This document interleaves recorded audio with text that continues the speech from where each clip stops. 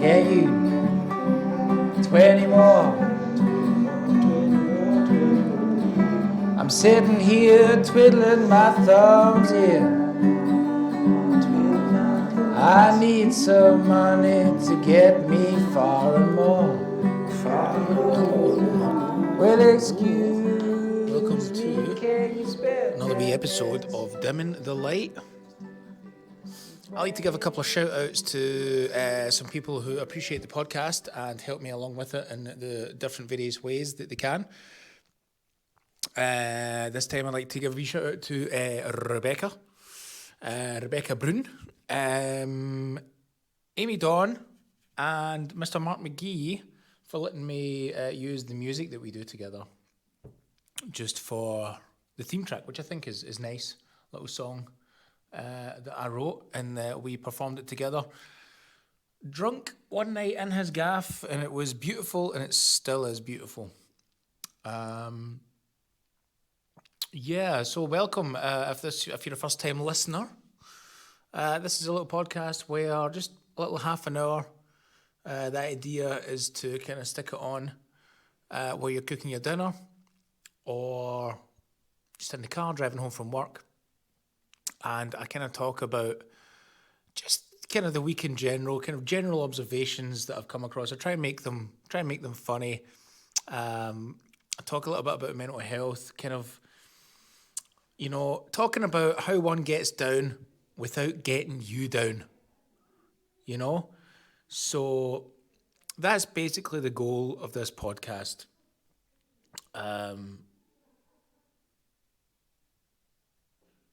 It's been a rough one, guys. It's been a rough one. Well, first of all, I'm going to tell you I'm in a hospital and I'm here for a week.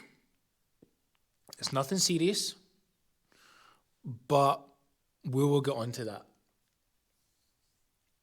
But things haven't been the best lately, and they've been okay. They've just been up and down like everything else, I think in the last podcast I talked about kind of like feeling like begrudgingly a little bit sorry for myself, which is something that doesn't really happen so often. And it's something that I usually try and nip in the bud very, very quickly. And trying to kind of bridge the gap between how one feels and what is actually happening in your life, right? Your kind of emotional state compared to the reality of things, because the both are very, very different. And it's usually the reality and the factual one that you want to kind of magnetize towards and just leave all that feeling and emotional shit behind. But sometimes it's hard, man. Sometimes you can't. And I think one of the things, it's easy to get, I usually kind of take it out on myself if something's not quite right, and then I figure it out on my own, and it's fine. We get there. It's really funny that I'm talking about this depressive stuff now, and I've just said that I'm in a hospital for a week. I love it. But you get to know.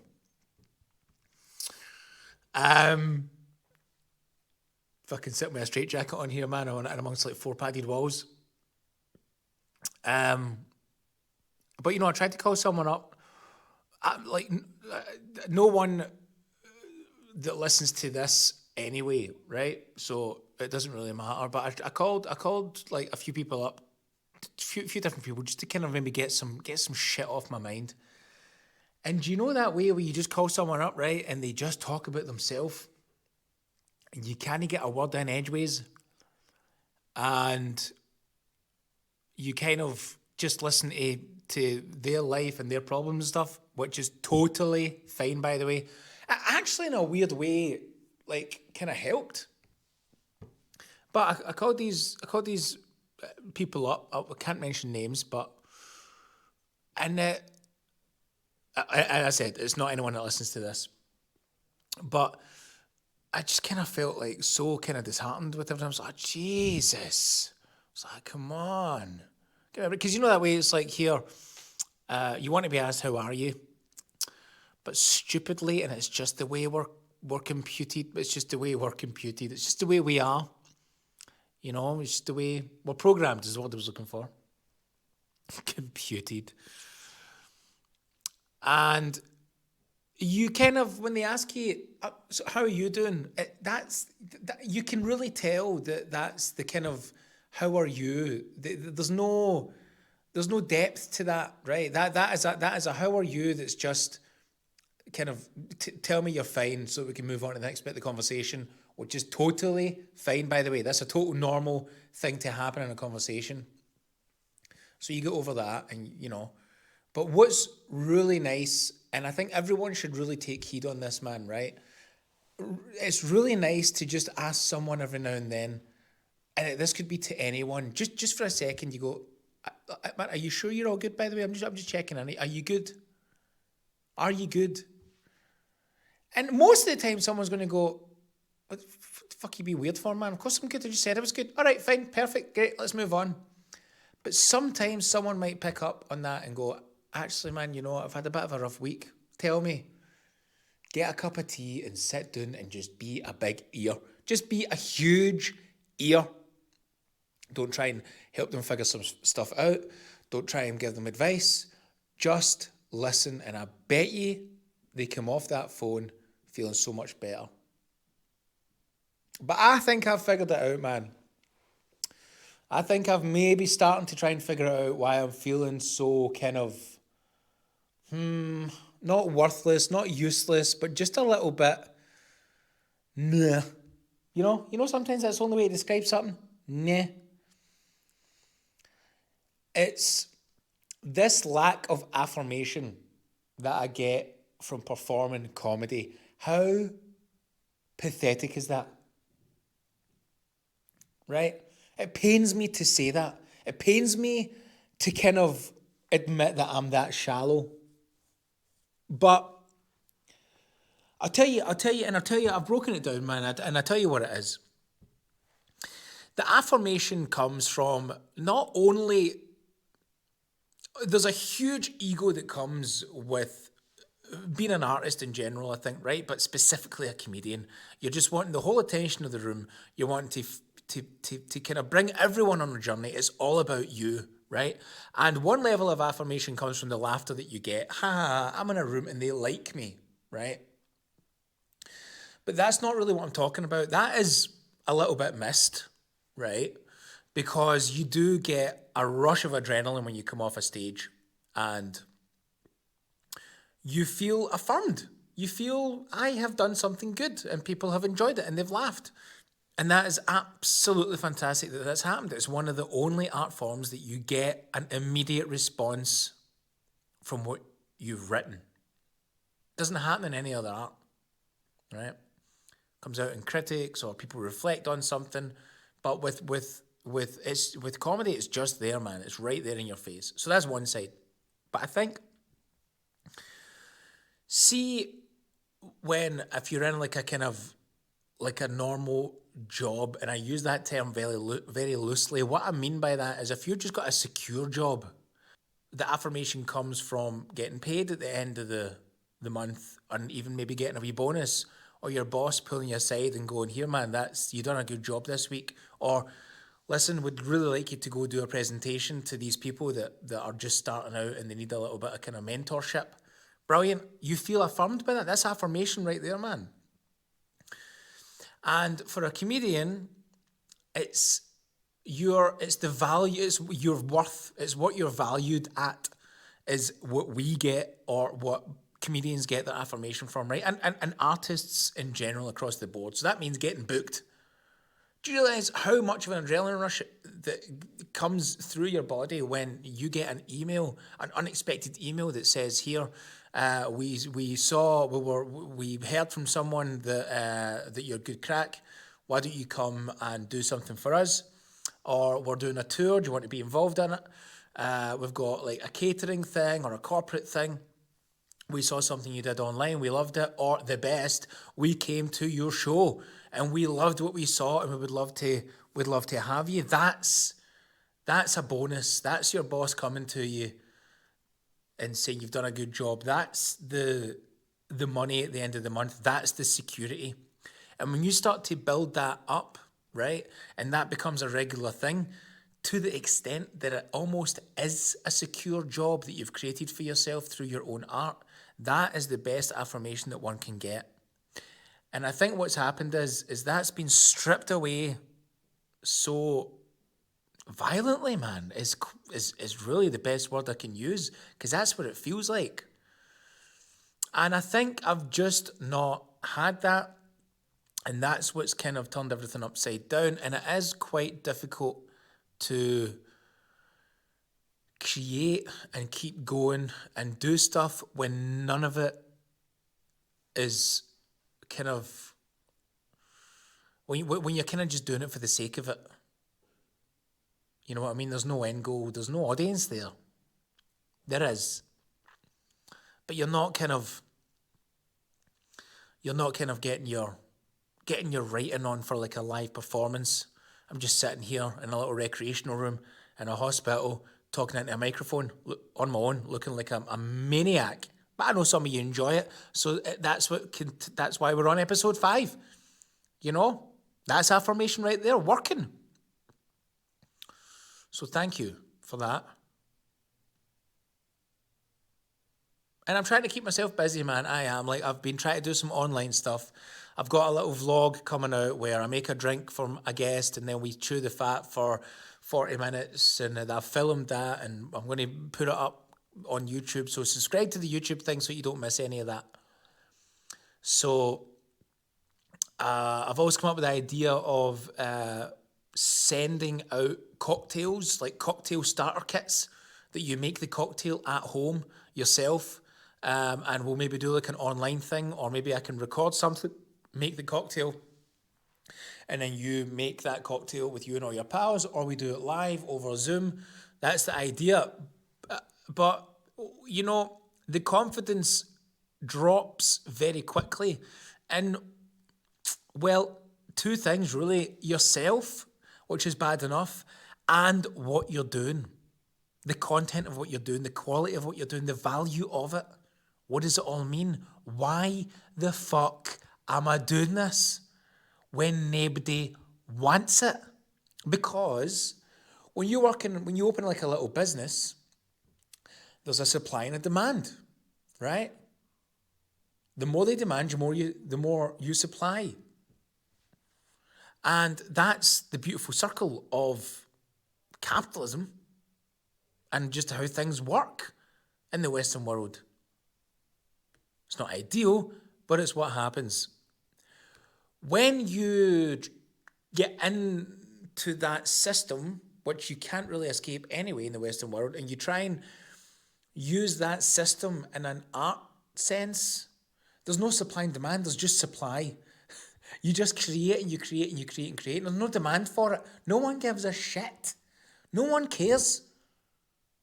If you're producing cars and crisps and chairs, people need that shit, or at least they think they need it. Whereas with art, it's more of a kind of service, isn't it? You just hope that some people, as they're plodding along the network of abundancy, that they'll pop their wee head into whatever you're trying to create. I mean, that's good enough. If someone listens to it, that's good enough. If someone likes it, it's 1,000 times better. And if you actually get work from what you've done, then that is the end goal, guys. That's the end goals. The people that I know, the straight-laced ones, they don't want to be famous. They don't want to be rich. They just want to keep a roof over their head and have food in the fridge with the art that they create. And that is happening not a lot at the moment. It's not happening. And that is what is difficult. And that's where I am. And I'm getting by. And as I said, I'm doing these, like, coming up with these different projects, and but you kind of lose your confidence a little bit. So with these like cocktail kits, I'm making up like a little instruction booklet that I can give to my friend so that he can Photoshop it and I can turn it into a little booklet. It's shite. It's pure shite. It's an A4 lined bit of paper with fucking punch holes on the side, right? I've tried to fold it in, 1 A4 bit of paper, tried to fold it into 4 and make a little kind of A5 booklet, and I've just like hand drawn roughly what I want. I don't want to give it to this guy to Photoshop it. He's going to be like that. What the fuck did you spend? And I spent like 2 hours drawing this little book. Honestly, man, if you see this book, he's going to be like that. Did you spend 5 minutes on this? So the confidence is lacking. Why are you in the hospital? Why are you in the hospital? I can hear you. I can hear you. I'm a guinea pig. There, I said it. I'm a fucking guinea pig. That's how little work I have. I've had to become a fucking guinea pig in a fucking hospital for a fucking week. It's well paid. It's not just for, I'm here for 1 week though, but the whole experiment lasts like 3 months. So I'm sober. I am sober. I'm talking proper sober. Like, not alcohol, like no cigarettes, obviously no other drugs, like no caffeine, but not even no caffeine. I can't even have poppy seed bread because it's poppies. It will show up on my blood tests. And I'm getting blood sucked out my left arm 3 times a day. That's a nightmare. I hate it. But it's actually not so bad, man. Look, I'll give you a quick heads up. It's basically nothing new. It's not like brand new medical experimentation stuff.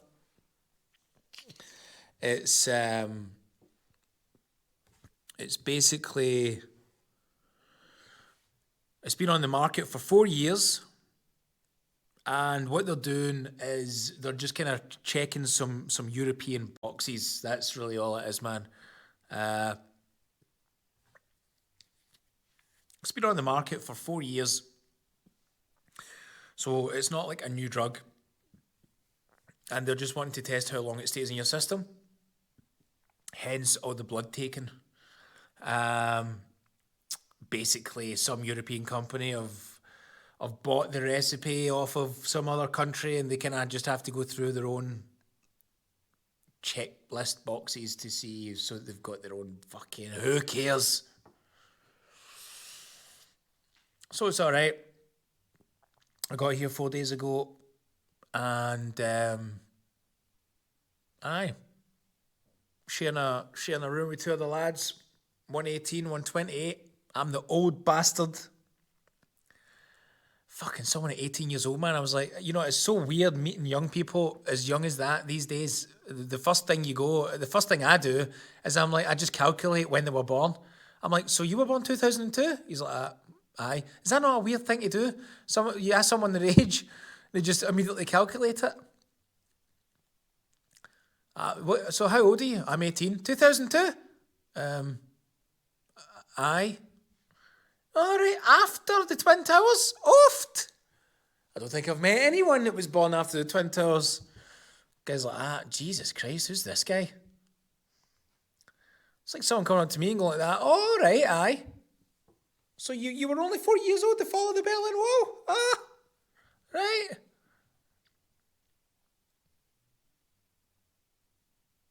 But yeah. So I'm here. It's weird. There was 4 of us to begin with. No, there was only 3. One had a brain hemorrhage and a big seizure and died last night in his bed.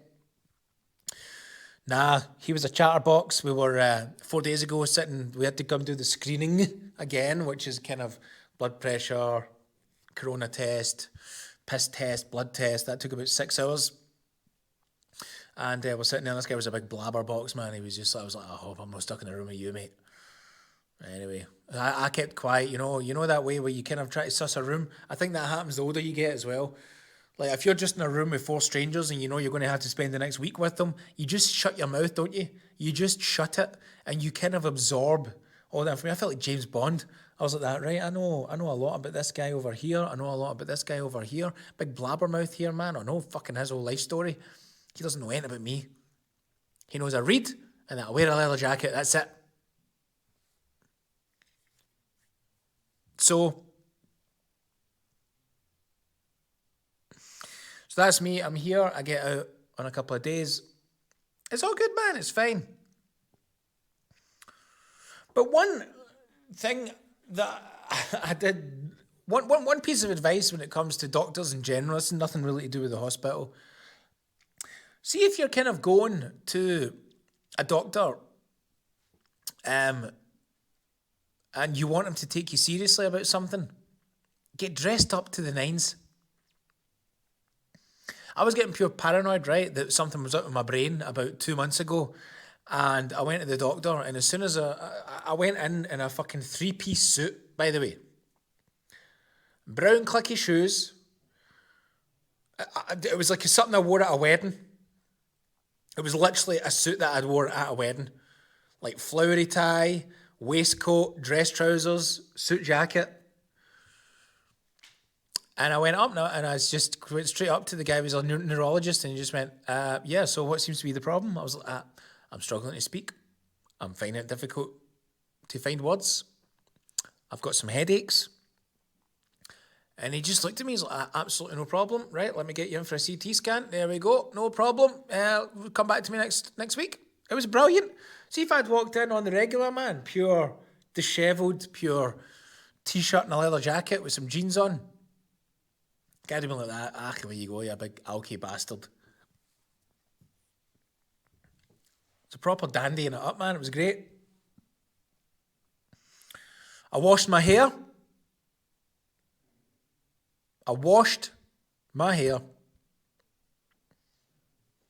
What can I say, man?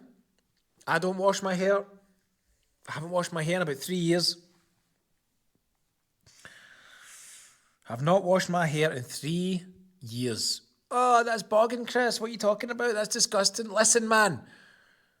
You're all fucking idiots for buying shampoo and conditioner. The hair is self-cleaning. The whole body is self-cleaning. They've been getting you for years. You're under their spell.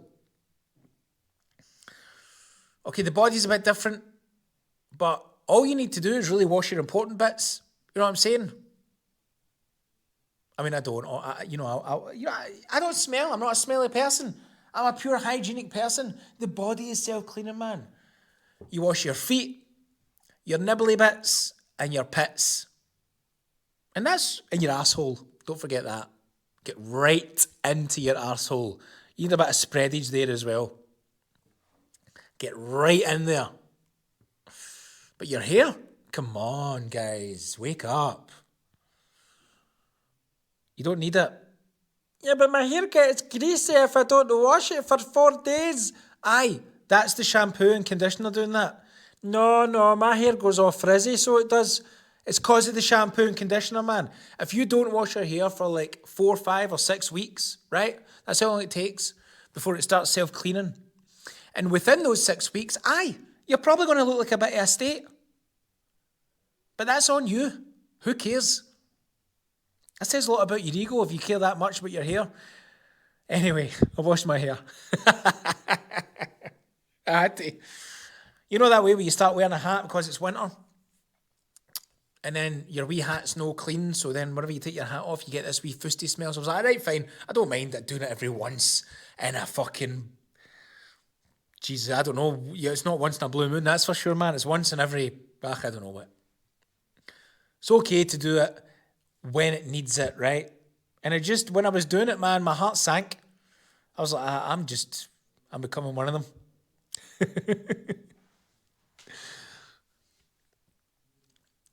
But it did feel good, I have to admit. Yeah. So it made me feel older than I am, washing my hair. I kind of felt like I was growing up. I felt like putting down a mortgage after closing the cap on the conditioner bottle. But I was thinking a lot about when I was younger this week. Kind of happier times and all that. That's a pure weird sign of depression when you start thinking about happier times and all that, innit? But it was alright, it was good, it was fun.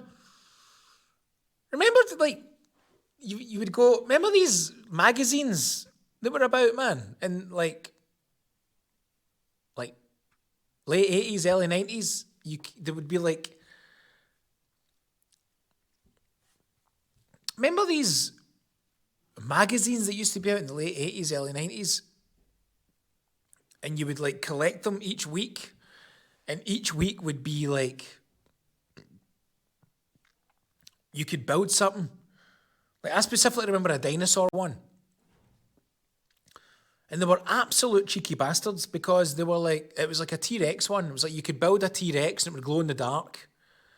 And if the first edition would be like $1.99, and you would get like the main body part of the dinosaur and like 2 legs. And you'd be like, that fantastic, cool. And then you would so then you would go up there, you would ask the newsagent, and he would fucking hate you, man. He'd be like, that, are you?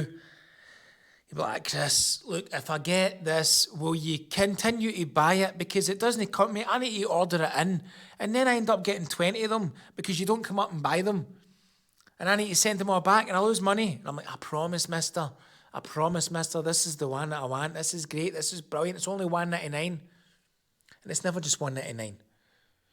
Because on week 3, they bump it up to $4.99. And each time you get this a bit that's smaller and smaller and smaller.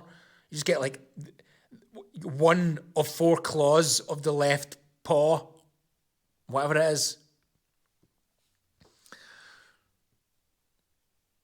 I used to have a shelf that was just full of about 20 like half-built things, cars. Pretty sure there was a Meccano one. Poor dad, man. Got up to buy his fags after payday. He was just like, oh, fucking Tommy, come here, Tommy, come here, right here. Here. He reaches under the desk and just put like 16 issues in front of him, all a $5 each. My dad's like, what is this? He's like, your son, fucking comes up here and tells me to get in that wee, hanging it like that wee magazine with all the bits and pieces, and then he doesn't come up and get it. 3 issues in and he always abandons it, man. My dad's coming down with fucking 16 issues, raging, man, that he's just gave away 30, 40 quid. That's rough, innit? You don't know the things that your parents do for you, man, when you're growing up. You really don't. That's rough.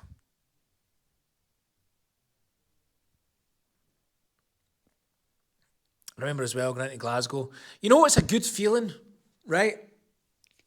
A good feeling is when you're like, I don't know, maybe 15, 16, and you go into like Glasgow for the first time that you're really allowed to kind of be on your own. You're not there with pals, you're not there with family, you're in Glasgow and you're kicking about the town on your own at like 16 years old, right? With money in your pocket, pure. How good a feeling is that, man? That is like pure ultimate liberation, by the way. You go into Top Shop, you're looking around the shoes and someone comes up to you, can I help you there, sir? Oh, well, that's new. If you need anything, pal, you just give me a wee shout, right? I certainly will, mate. I certainly will. If you get Christmas money or something like that, you're going out to try and spend something, you go away in to try and look at the cool places, Urban Outfitters. I think Cult was one of them. You go down to the wee second-hand 60s shops up in the West End. There's also ones just beyond Argyle Street. I think Mr. and Mrs. 60s, I think that's what it's called. Oh my God, I used to love that. Just cutting about tune on my own. Going to Greg's on my own. That's right. I'll be taking that change, thank you very much. I'll be eating that sausage roll. Just having nobody waiting for you outside. That was a very liberating feeling. I must admit, it really was. Just cutting about Glasgow on your own. Getting the bus whenever you liked. No time to be home for. That was a time when really money really didn't seem like an issue at all, was it? I worked at Dixon's, and I think I maybe got about 250 quid a month. Only worked there like 1 day a week or something. Great. What a great feeling having that amount of money. And then going into town with your pals and just not having a care in the world, man. I remember when I worked in Dixon's, they always used to ask me to go get change. So apparently I was friendly. And I could always like kind of charm people into giving me money. Like changing like pure 200 quid in 20s for loads of coins. I used to traipse about the Cumbernauld Town Centre with this like 200 quid in my pocket. And then we're going to like different shops and I'd be like, hiya guys. Because I used to do the Saturday shift. Oh, they were great days as well, man. Doing a Saturday shift and wearing a wee white shirt with a red tie and thinking you knew absolutely everything about nothing. But the only thing that you would do when anyone came up and asked you about a TV or a hi-fi or a portable CD player or a PC, you just read out the wee ticket that was in front of the product. Oh, aye, that's 700 watts, that one, mate, aye. Oh, aye, that's good. Well, this wee one here's 250 watts. So the difference between that's about 400 watts there, mate. So it all depends on what your budget is there, no? All right, and does that play CDs? Aye, what? Can I try that? Oh, you can try it, no bother. That was always the thing, wasn't it? If you're a salesperson in Dixon's, man, they would always want to test out how loud it went. You just be sitting there, just you and this guy rocking out to some really shite music, man, because Dixon's would supply the CD. It'd be like a demo CD with 4 songs on it. Just you and this random guy just listening to a really loud, like full blast hi-fi going off in the store. And you would just both sit there standing looking at it, not even like a headbeat, not even grooving, nothing. Oh, that's a good sound. I'll tell you what, mate, I'll go down and talk to the woman and see what she says about it. What's your name there? My name's Chris, man. You come to me, mate, whenever you want it. You come to me. No bother, Chris. It was nice meeting you, pal. I'll be up here on Tuesday then. Tuesday when the wife's off work and I'm off work. No. Man, I'm just here at the Saturdays. I'm still at school. He's like, well, mate, you made the sale, but you'll be getting the commission, son. There you go. Anyway, I used to go round and round trying to look for change. Used to go into the local boots. Used to try and chat up all the young girls that were in there. Hiya, ladies. How you? I'm 16. I sound like a fucking 50-year-old. Hiya, ladies. How yous doing? How's your Saturday? Yeah, he's all good there. He's all good. How's your Saturday? How yous doing? Oh, and they would all just roll their eyes, see me coming in because they have to go fucking ask their manager for money and all that. I was like, hiya, ladies. You're bringing them oranges and shit. What an idiot. That was my grandpa's fault he'd done that, man. He was the kind of guy that would get, like, he would take, like, oranges and apples and crisps, like, to the swimming pool where he would go every single day, and he would always try and get in for free by just giving them apples and bananas. And by the way, most of the time it worked. For about 10 years, this worked. How you doing there? This is exactly what would happen. He'd walk up with his trunks wrapped in his towel, tucked under his arm, walking up to the reception, always making sure there was eye contact. How you doing, my wee darling? How you doing, pal? There you go. Reach into his pocket like an absolute creeper and put a couple of tangerines and a banana on the desk, and they'd all be kind of charmed by him because he was a fucking absolute gentleman of a man. And they would all be charmed, and he would tell a couple of jokes, and he would just get the banter with them, man, and they would go, on you go, John, away you go, enjoy your swim. That's how my grandpa went through life, man. So I tried to adopt this 60-year-old attitude at the age of 16 at the local boots. And I got to a stage that I could only do it for maybe a couple of weeks in a row, and then one time, because it was all young lassies that was working there, and the young lassies were all like giggling away and stuff, and I was pure chancing my arm. And then one day the manager just comes in and goes like, no.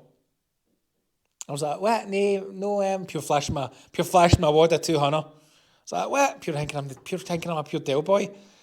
Oh, I was just left. I was, there was like 3 young lassies that worked there, and then the manager came round. Manager's like, no, not the day, mate. No, can't keep giving you cash. I need to go to the bank. Pure that authoritative voice, just crushing your fucking. That was the first lesson. Just you can't have banter. You can't work your charm. No, that means I have to go to the bank tomorrow. You kidding me on? No, that leaves me without any change for the Monday, son. No, you need to go somewhere else. Me, embarrassed as shit.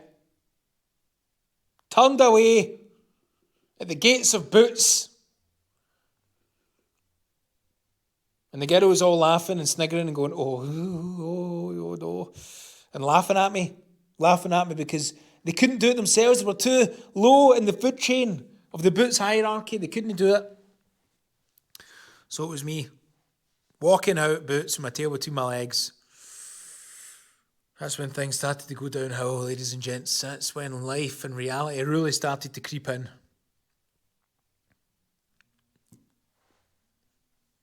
But it won't fade. It won't fade. You need to keep on going. Keep trying to get your affirmation. And I'm using that word. It doesn't quite sound right.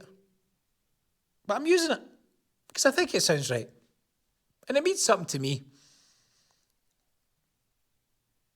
So look, we're nearing the end of this little podcast. I'm really glad I've done it with you. I'm really glad I was able to kind of get this recreation room. It's been fucking mobbed all day.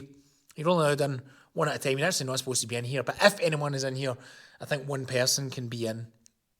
I'm just staring in front of a blank. I'm just staring in front of a pool table with no balls, no cues, and a kicker table with no balls. And it's a shame, this corona pandemic. We could be in here having pool tournaments for money and swapping fags and shit, like feeling like I'm in jail or something. Or at least a mental institute. But I can guarantee you I'm not, guys. It's not a cover. It's not a front. I'm just a little guinea pig for a couple of weeks until I can get a bit of money together. So guys, whatever you can do to be affirmed in life, do it. It does feel good. And I'll catch up with you again. Stay safe. Do your thing.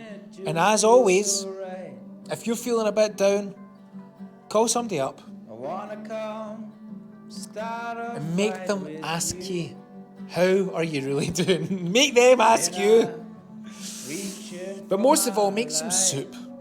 And listen to this podcast while you make some soup.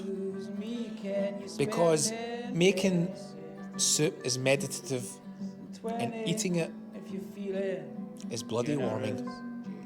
So thank you for listening. Thank you for tuning in. Subscribe and share, and I'll talk to you all again soon. Good night. I have no time to complain. Where were you yesterday? I suppose I'm going insane. Well, excuse me, can you spare 10 pence? Maybe you can spare 20